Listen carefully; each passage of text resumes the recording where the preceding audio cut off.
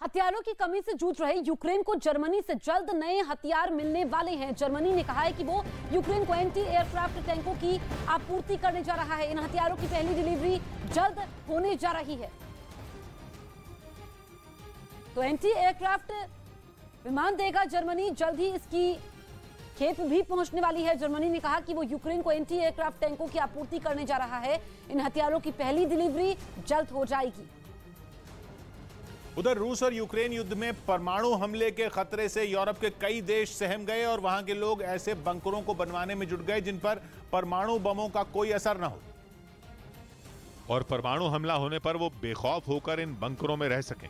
यही वजह रही कि यूरोप के कई देशों में अचानक बंकरों की डिमांड बढ़ गई और इससे जुड़ी कंपनियों की चांदी हो गई, क्योंकि रूस और यूक्रेन युद्ध के बीच परमाणु हमले के खतरे से वहां के कई लोग इस कदर डर गए कि उन्हें ऐसा लगने लगा कि किसी भी दिन रूस परमाणु हमला कर सकता है। इसलिए बड़ी बड़ी इमारतों के पार्किंग एरिया में कंक्रीट की मजबूत ढलाई की जा रही है ताकि वक्त आने पर इसका इस्तेमाल बंकर की तरह किया जा सके। इतना ही नहीं, परमाणु हमले का डर कई देशों में इस तरह दहशत मचा रहा है कि लोगों की जान बचाने के लिए वहां की सरकारें अंडरग्राउंड बंकर बनवाने के लिए इससे जुड़ी कंपनियों से संपर्क कर रही हैं और पुराने बंकरों की मरम्मत करने का आदेश दे दिया गया है।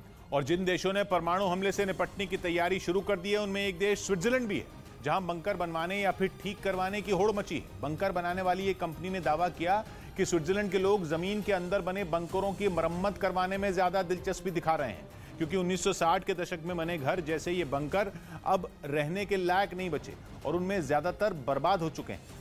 बताया गया कि हर घर बंकर की नीति बनाकर वहां की सरकार ने उस वक्त करीब 20,000 बंकर बनवाए थे ताकि कोल्ड वॉर के दौरान परमाणु हमला होने के हालात में स्विट्जरलैंड के लोगों को बंकरों में रखकर बचाया जा सके। इसके अलावा परमाणु प्लांट में हादसा होने पर उससे निकलने वाले रेडिएशन से बचने के लिए भी इन बंकरों को बनवाया गया था। नोएडा मॉल में युवक की हत्या पर सनसनीखेज खुलासा हुआ है। नोएडा की गार्डन गैलेरिया मॉल के बार में युवक की हत्या को लेकर खुलासा। पैसों के लेन देन विवाद में ब्रजेश राय की हत्या हुई। पुलिस ने बार के 16 लोगों को हिरासत में लिया। दिल्ली पुलिस की स्पेशल सेल ने 2 लाख के इनामी बदमाश शाहरुख और उसके 3 साथियों को गिरफ्तार किया। भारी मात्रा में हथियार और जिंदा कारतूस भी बरामद। यूपी के अमेठी में सपा नेता गुंजन सिंह की गुंडाई का वीडियो आया सामने। जमीन विवाद में एक दलित परिवार के कच्चे मकान को जेसीबी से गिरवाया। एसडीएम के आदेश पर पुलिस मामले की जांच में जुटी। यूक्रेन के पूर्वी मोर्चे पर भीषण जंग जारी है। यूक्रेन भी रूस को मुंहतोड़ जवाब दे रहा है। यूक्रेन ने एक वीडियो जारी किया है। इस वीडियो में यूक्रेन के तोप रूस के 2 सैन्य वाहन को तबाह कर रहे हैं। विस्फोट के बाद चारों तरफ धुआं ही धुआं दिख रहा है। ये सबसे पहले एक्सक्लूसिव तस्वीरें आप देख सकते हैं।